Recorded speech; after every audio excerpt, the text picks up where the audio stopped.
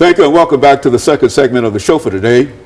The topic is the National Association for the Advancement of Colored People, and we're talking to Alana McLaughlin, who has given us some information in reference to the establishment of slavery in 1619 and ending in 1865, and the outcome in a real sense of the 13th, 14th, and the 15th Amendment. And so, Alana, let's pick up where we left off during that first segment, and to have you to give us some information in reference to efforts to end the institution of slavery that ultimately led to the 13th Amendment.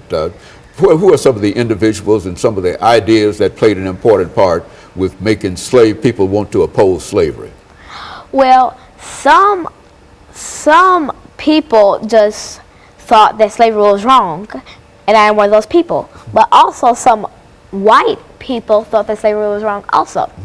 So, for example, Martin Luther King, Rosa Parks, Harriet Tubman, Sojourner Truth, they all thought that slavery was not a good thing, but they all tried their hardest to get rid of slavery, some more than others.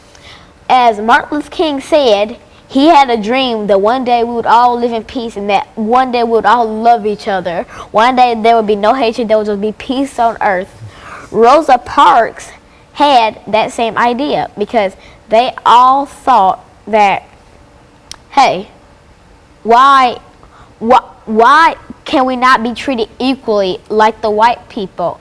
Are they better than us? Because every person in the world is the same in God's eyes. Okay, and so there's a real need and a real sense among all people to end the institution of slavery, and that was done by the 13th Amendment to the Constitution. I think that at one time when we talked about some of these terrorist organizations, one of the groups that you talked about had to do with the birth of the nation. Why don't you give us some information in reference to the birth of the nation and how that fitted into slavery and et cetera? Well, some terrorist groups, they all started because there was this movie, The Birth of a Nation, and it talks about how they treated black people unfairly, and they thought that it would just be, you know, a good idea to just treat them like they're nothing. And The Birth of a Nation really started the chaos back because when it kind of simmered down, when that movie came out, everybody just rose up, and we were all, the black people were all, well, that's unfair because we can be treated equally because slavery is abolished. And then on the white side, they were like, you are nothing, you mean nothing to us. So The Birth of a Nation really started chaos in basically Mississippi to everywhere.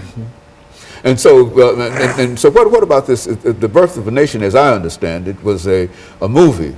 As a matter of fact, it was a movie, and it dealt with a specific organization. So what organization did this Birth of a Nation deal with?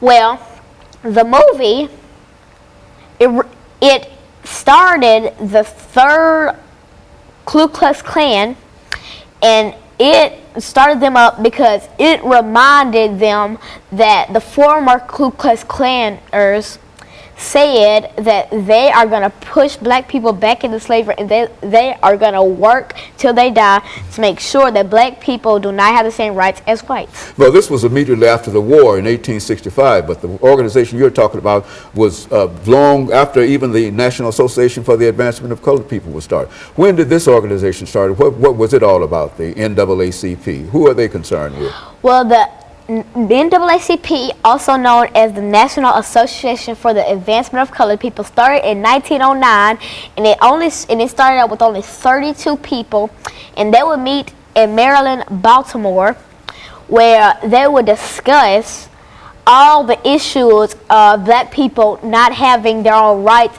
and they have to be segregated, and they have to drink over here or eat over here or get shoes at this place, and they weren't treated like the white people were treated, because back then white people were like mad. They were given all the best things. They were royalty, and the black people were just, they treated them like nobodies. They treated them like they didn't exist. And so this organization, the NAACP, started in an effort to try to sort of, I guess you would say, to sort of reinforce these ideas of the 13th, 14th, and the 15th Amendment, to remind people that at one time that Africans were able to exercise those rights, but now, after segregation, now when you talk about segregation, what about this segregation? Well, segregation, it really means that the white and black people can't join together and be one. It has to be either white people over here or black people over here, or just, throw away the black people and just keep the white people. They thought that since the black people originated from slavery, they shouldn't have the 13th, 14th, and 15th Amendments. They didn't want to give them the right to vote. They didn't want them to be citizens. They didn't want to give them freedom. They wanted to push them back into slavery like it was when it was abolished. And so in a real sense, this organization is really concerned about those, what you call civil rights amendments, the 13th, 14th, and the 15th Amendment. Do you think that many people in your class or in your age are aware of the 13th, 14th, and 15th Amendment to the Constitution? No, they're not. More youth and more of the teenagers or growing people up, they need to learn that their heritage came from slavery. Every black person in this world needs to learn about their heritage, because their heritage was struggle, fighting for their lives, and fighting for their 13th, 14th, and 15th Amendment. And so it's important that people your age, 9 years old, be familiar with some of the things that happened in the past, so that they might be able to do better today. Is that what you're saying? Do you find any efforts made by other young people your age to do that, to organize and help folks? Well, I started a club to stop bullying, because I fear that bullying really ties in with what the National Association for the Advancement of Colored People, that's what they wanted.